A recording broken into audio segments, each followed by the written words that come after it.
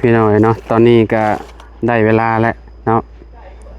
โทรหาอ้ายเพิ่นก่อนจัดสัญญาณบ่ดี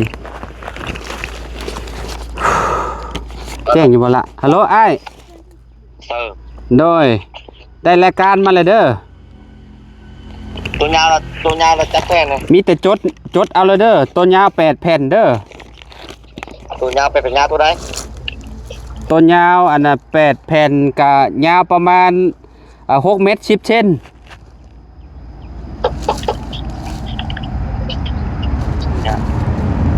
ยาวเป็นไงแล้วล่ะบ่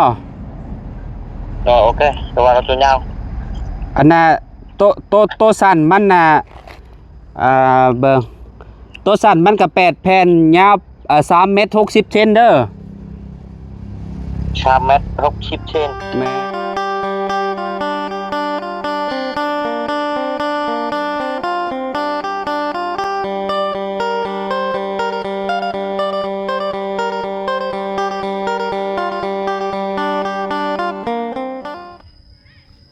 พ่อแม่พี่น้องเลยเนาะ ถ้าได้เพิ่นก็เมื่อกี้นี้เพิ่นโทรไปเนาะว่าแล้วเด้อว่าซั่นเนาะก็เลยได้เนาะแล่นมาเบิ่งพี่น้อยเนาะว่าเป็นจังไดแล้วเรียบร้อยแล้วบ่เนาะมากวดบังเด้อว่าซั่นเนาะกวดบางงานก่อนพี่น้อยเนาะโอ้ยเรียบร้อยแล้วแหละพี่น้อยเนาะ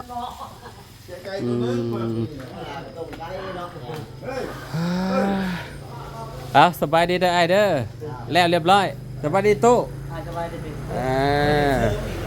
เอาไว้เพิ่มไปขามดอกนึงจะมันเรือเลยนะแม่ของเพื่อนขายไก่อยู่ธรรมดาต้มไก่ชูกินบ่ให้มันใช้ชอยว่ากันถ้ามันเรือว่ะใช้ทั้งขามเนี่ยเอามันเรือดอกนึงได้ดอกคือโบเดินมากสินั่นแหละจะเพิ่นว่าเจ้าบ่ได้เว้าผมมีอยู่ในแบบแต่ว่าเพิ่นให้เพิ่นชอยเลยก็เทิดมันอยู่นี่เพิ่นเดินให้บ่นี่เดินโอเคเนาะชอยเปิดงานก่อนพี่น้องเอ้ยเนาะใส่โอ้คักโอ้เรียบร้อยพี่น้องเอ้ยเนาะงานถือว่าละเอียดอันนี้เซฟหลอดฟืนหลอดไฟโอ้สวีถือว่าโอเคเนาะสุดอยู่นี่แหละพี่น้องเอ้ยเนาะบายดีโอ้หลอดไฟอยู่ด้านนอกอยู่นี่พี่น้องเอ้ยเนาะคักเก็บเมียนสายฟืนสายไฟอันนี้อันแนวอยู่ในห้องเพิ่นไม่ใช่เบิ่งอยู่ในห้องก่อนใช่โอ้พี่น้องเอ้ยขักปัญญางบ่นี่เนาะมุมนี้มุมนี้พี่น้องเอ้ยคักอีกการ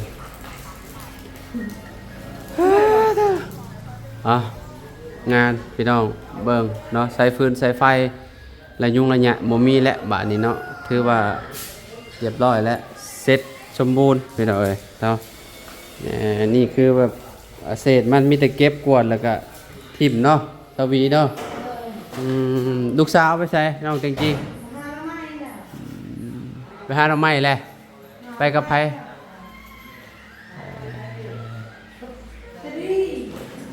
ทางง่ายเพิ่นก็เดินซ้ายให้อีกพี่หน่อยเนาะคือว่าธุรกิจน้องอันนั้นก็อยู่บ่น้องเจดีก็อยู่บ่พี่หน่อยนะเมื่อกี้นี่ทางง่ายๆเพิ่นต่อหลอดไฟไปให้ ด้านนี้พี่น้องเนาะเอามาไว้อยู่ฝากนี่เนาะนี่ไว้อยู่นี่เลยเนาะเวลาฝนตกฟ้าลงเนาะสิได้เห็นแจ้งๆแน่พี่น้องเนาะเวลามันมืดมันยังมาหั่นน่ะการแต่การเนาะยังเหลือยังนี่อ้ายแล้วเบิดแล้วบ่ยังยังมองต่อมองไฟให้มองต่อหลอดไฟมองเปิดเนาะก็ได้จะดีสบายดีล่ะเขามาตรวจงานพี่น้อยเนาะนี่เป็นได้บัดนี่สายฟืนสายไฟบ่ได้อายุอาญะได้บาดนี่แนบมึงดูโหดโอ้เต็มระบบเลยตู้เย็นน่ะเอาไว้อยู่นี้บัดนี้น่ะง่ายเอาไว้อยู่นี้เอาไว้อยู่มุมนี้เลยบาดบ่ต้องไปไว้อยู่พุ่นแล้วเนาะมาเสียบปลั๊กอยู่นี่เลยนี่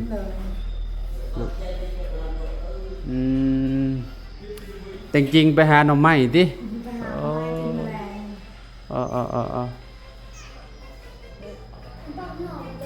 พี่น้องเนาะ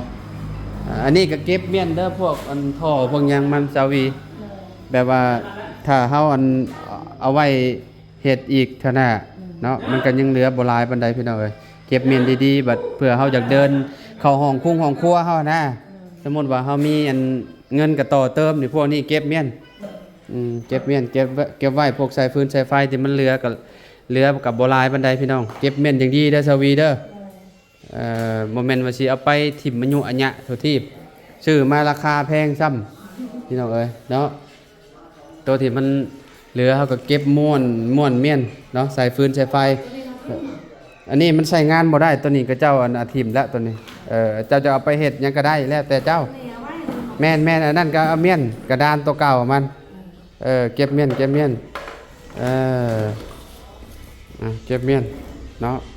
ไอ้พวกนี้ก็เจ้าเอาไว้อยู่แถวเพื่อนเจ้าสอดไว้อยู่แถวเพื่อนเจ้ารถนี่พวกสายไฟตัวนี้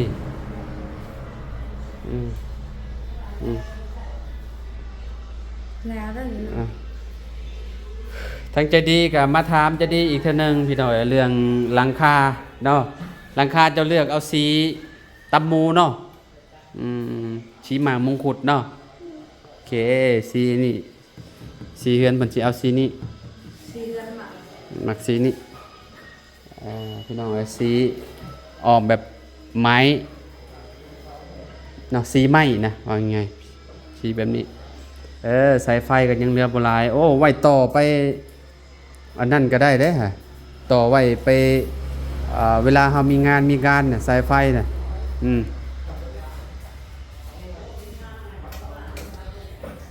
ทางอ้ายสร้างเพิ่นเนาะเดินให้เวลาเราติดกระดานมันจะง่ายเนาะใส่นี่เลยโอ้สบายเลยพี่น้อยงามในการแหละเนาะเขาขึ้นมาตอนนั้นแม่พ่อนะขึ้นมาพ่อยังไงถ้าเราเต็มหูสร้างไฟกับเจ้าสิฮู้ดีดอกกับเจ้าบ่ยากดอกอันนี้นะกับเจ้าเพราะว่ากับเจ้าเป็นคนสร้างกับเจ้าจดรายการให้เด้เนาะเฮากับมีแต่หน้าที่ไปซื้อมาพี่น้อยเนาะแล้วก็อันนี้เพิ่นเนาะมาบาดนี้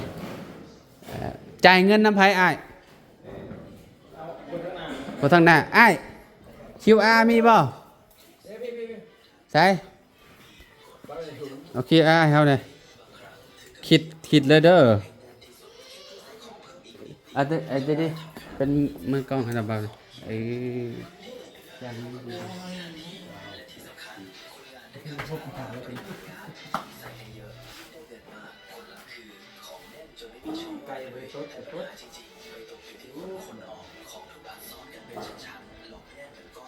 พวกเช้านี่เราเอาอันนั้นเนาะอันนี้ขอไฟมันเนาะเขาบอกเขาแล้วที่เ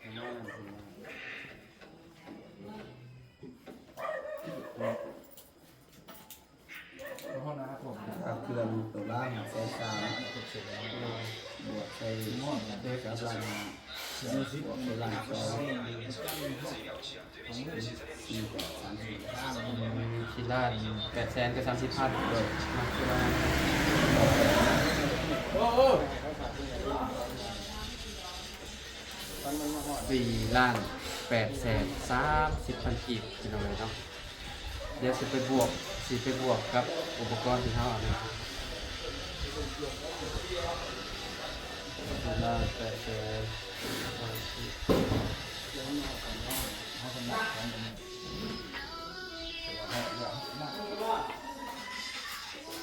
คุ้มก็ยากขนาดเนี่ย คุ้มละ คุ้มเลย ขอบใจคือกันเนาะจ่ายเรียบร้อยพี่น้องเนาะโดยขอบใจโอ้คักบัดนี้คือแบบงามแล้วบัดนี้บ่อายุอาญะแล้วพี่น้องเนาะตอนแรกๆยัง เพื่อนบ่ทันแล้ว บอกว่าเฮือนยังหมดแล้วว่ากันโยกกับไอ้ายเพิ่นว่าเอาเข้าไฟให้ใส่ก่อนเด้อว่าซั่นเนาะบัดมันฮอดมื้อมันแล้วพอดีเขาก็ซื้ออุปกรณ์มาเดี๋ยวเพิ่นเดินให้เลยหั่นนะพี่น้องเนาะแต่เจ้าของเฮือนเพิ่นก็โอ้คักอีหลีพุ่นน่ะขนาดว่า เอ้า เมื่อวานนี่ เมื่อวานน้องข่อยว่าโอ้เฮ็ดอันนี้ก็เบิดมื้อนะม่วน มันเดินบ่เป็นกันง่ายๆเนาะถ้าเฮาบ่เป็นนี่ก็มันก็สิเฮ็ดสิยากไปอีกเลยพี่น้องเนาะอันนี้แบบว่าเพิ่นทีมเพิ่นถือว่าแบบโอ้ซีเมอร์โอเคนะพี่น้องเนาะเวลาติดไปดุงไปด้านก็งามเลยบัดนี้ตู้สายไฟก็สิบ่อายุอาญะแล้วบัดนี้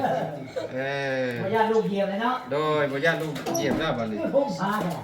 บ่ฮอดเลยเนาะ เบิ่งบวกเข้ากับอันนั้นก่อนพี่น้องบวกมึงก็ได้ กลางบ่ได้หรอเฮ็ดบ่4,830,000บวก4,700,000กับ5,000 มัดใจก็ได้มัดจอยตามที่มันออกมาเฮ็ดอย่างนี้ก็ดีกว่า ออกมาแล้วพี่น้องเนาะนี่9 ล้าน พุ่งพา 9 ล้าน555,000เนาะคือแบบรวมเบิดเลยค่าอุปกรณ์กับค่าสร้างพี่น้องเนาะจบบาทนี่แล้วเรียบร้อย บอกแล้วแล้วสิทำ มา ไท ที่ ย อัน บ่ นี้ ยาก นี่ ไปบ่ได้ เงินนอนเป็นที่เนาะนี่มีเซฟมีหยังเรียบร้อยเลยเนาะเวลาคนโตฟาโลก็ดีไปสตาร์ทก่อนเนาะคันเนาะนี่โอ้เซฟปิดห้องนี้ห้องนี้โอ้ปั๊บโอ้อันนี้อยู่ดอกข้างนอกกันพี่น้องเอ๋ยเนาะอันนี้อยู่โอ้นี่อยู่ห้องเงินโอ้ครับโอ้ตรวจจ้างหรือบาทเนาะฮะเรียบร้อยตู้เอ้ยกดปิดแล้วไฟน่ะนี่แต่ง่ายตู้เย็นเป็นแม่นอยู่พ่นบาทเลยมันก็ไม่อยู่พ่นแต่มันนั่นครับมาบัดนี้มีแต่สิสั่งอันนี้ให้น้องจะดีเพิ่นก่อนพี่น้องเนาะสั่งไม้พาชลาครับหลังคาให้เราก่อนเนาะ ไปละพี่น้องเนาะตอนนี้ก็ได้เวลาแล้วเนาะโทรหาอ้ายเพิ่นก่อนจัดสัญญาณพอดีแจ้งอยู่บ่ละฮัลโหลอ้ายโดยได้รายการมาเลยเด้อ ตัวยาวเราจัดแป้งเลย มีแต่จดเอาเลยเด้อตัวยาว8 แผ่นเด้อ ตัวยาวเป็นยาวตัวใด ตัวยาวอันน่ะ8 แผ่นก็ยาวประมาณ6 เมตร 10 เซน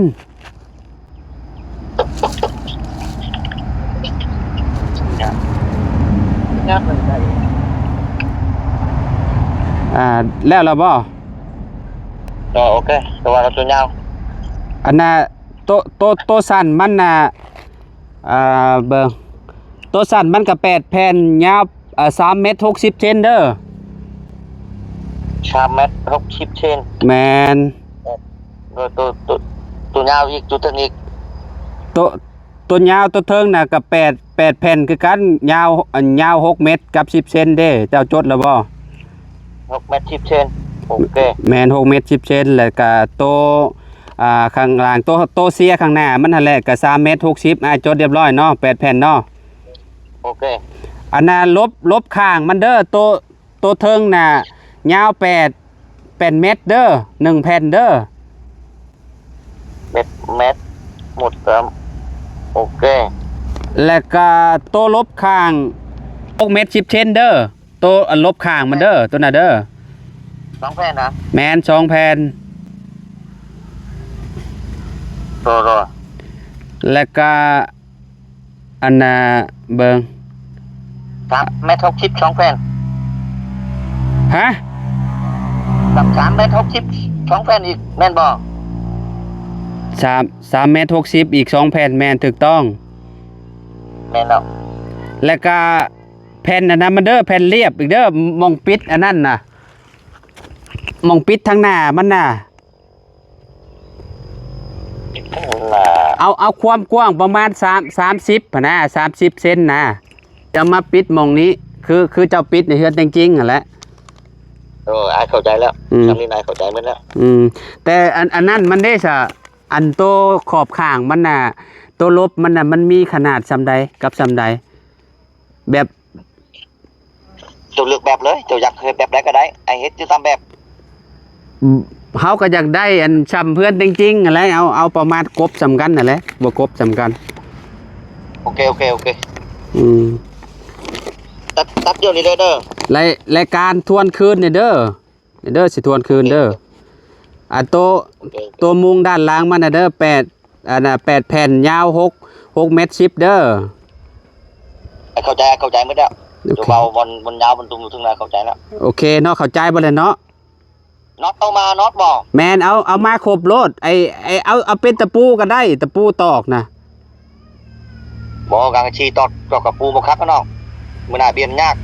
เอาเป็นน็อตเลยบ่ มันน็อตแม่นเนาะมื้อหน้าเนาะสบายกว่ากับปูตอกเนาะ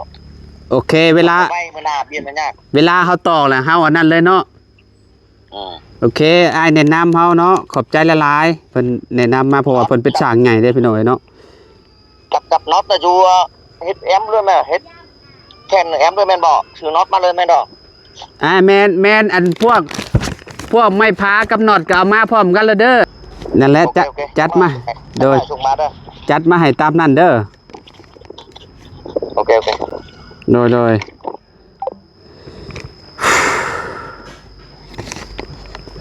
เอาพี่น้องเนาะทางอ้ายเพิ่นก็กำลัง พอสิตัดแล้วก็สิเอามาอันส่งให้เลยว่าซั่นเอาโทรมาอีกเลยฮัลโหลอ้าย เอาแบบใดเนี่ยตัวหน้าตัวบางเนี่ยไอ้ยังบ่เข้าใจ แม่นแล้วเจ้าแลบผ้าวางโพด เอาอันมีราคาแบบนั้นเนี่ยก็ แม่ชิป5กับชาว5กับเก้าชิปมีโต60ปลายไอ้เบานะมี60ชามนี่นนบ่โดนเนาะออก4มึดเนาะ ตัวใดที่ว่าสิทนเนี่ยตัวราคา90บ่ เก้าชิปไปได้แล้วเดี๋ยวเก้าชิปโอเคแล้ว โอเคเอา90ไปแล้ว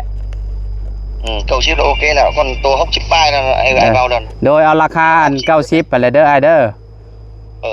โอเค อันนั้นอ้ายสิมาส่งจังโมง ฮัลโหลอ้ายสิมาส่งจังโมง เดี๋ยวนี้ไอ้ยังให้กรรมกรตัดแล้วได้ส่งมาเลย ก็เจ้าตัดแล้วมาส่งเลยเนาะโทรหาเฮาเลยเด้อบัดมาส่งเด้อ โอเค เฮาสิได้ถ่ายคลิปเด้อและอันนั้นรายการเนี่ยส่งมาให้เฮาเบิ่งนำเลยอันน่ะเงินน่ะคิดว่าคิดรายการส่งมาให้เฮาเบิ่งเด้อรายการเด้อ โอเค ไม่พาสลาแล้วก็อันนั้นไม่พาสลานี่เอามา100 แผ่นก่อนแล้วก็แผ่นลูซิ่งเนาะรวมกันเลยเนาะ โอเคจังหน่อยขึ้นละเอียดส่งพี่น้องเลย โดยโอเคขอบใจอ้ายโดยพี่น้องเนาะ โอ้พี่น้องเนาะ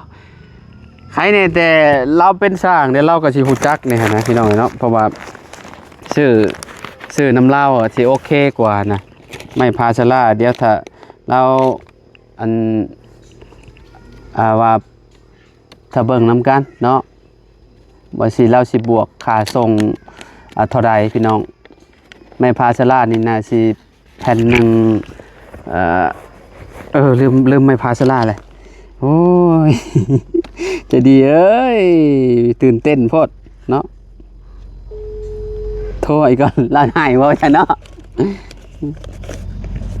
ฮัลโหลไม่พาสลาแผ่นเท่าไรก็อาย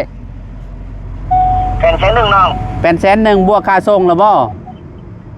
บอกกระชงไอ้บวกแล้ว โอเคโดยขอบใจซะโดย อยู่บัดดงไข่เช่น5,000นะไอ้ไข่ชั้นหนึ่งไอ้เอาอยู่นี่ไอ้เรื่องไงหลาย โดยขอบใจโดยแผ่นละแสนไม่พาสลาพี่น้องเนาะโอ้ตะก่อนเฮาซื้อแผ่นไม้พาสลาประมาณอันน่ะผู้ใดพี่น้องเอ้ยเท่าไหร่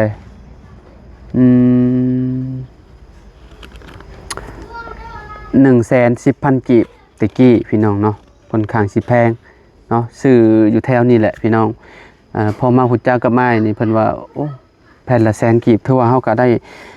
ดีเติบอยู่พี่น้องเนาะราคานี้เนาะเอามา100 แผ่นก่อนพี่น้องเนาะ100 แผ่นแผ่นละ100พี่น้องเนาะโอ้100 แผ่นก็10 ล้านเลย จะดีเอ้ยเราว่าคืนได้แล้วพี่น้องเนาะคะแนนบ่ให้มันแตกเด้อเราว่าบ่ให้มันแตกบ่ให้มันมีการแบบถลอกปอกเปิกขนาดพี่น้องเนาะแบบพวกไม้พาชลานะคันว่าเฮาบ่ได้ใช้งานก็คือแบบบ่ต้องเฮ็ดหยังมันคืนเพิ่นได้ทางอ้ายเพิ่นบอกมาแล้วเนาะไปพี่น้องเนาะตอนนี้ก็สั่งไม้พาชลาแล้วก็ไม้อันนี้มาให้น้องใจดีเรียบร้อยแล้วพี่น้องเนาะก็ถ้าเบิ่งนำกันเนาะสิเป็นจังไดมื้อนี้แหละเราสิมาส่งพ่อแม่พี่น้องเนาะเอาก่อนอื่นก็ขอขอบคุณเด้อพ่อแม่พี่น้อง FC เบิดทุกคนขอบคุณผู้ใหญ่ใจดีเนาะทุกท่านเลยที่มาเป็นกำลังใจให้เนาะบ่ว่าสิอยู่ในและก็ต่างประเทศเนาะขอบคุณหลายๆแล้วก็ขอบคุณทางไอ้น้อยเนาะที่สดสวยครอบครัวน้องใจดีมาเด้อเนาะน้องใจดีเพิ่นก็สิได้มีเงินมีศาลหลังงามๆอยู่แล้วเนาะเอาสำหรับคลิปนี้เนาะก็ขอตัวลำลาเลยเด้อพ่อแม่พี่น้องพบกันคลิปหน้าสำหรับคลิปนี้ไปแล้วสบายดี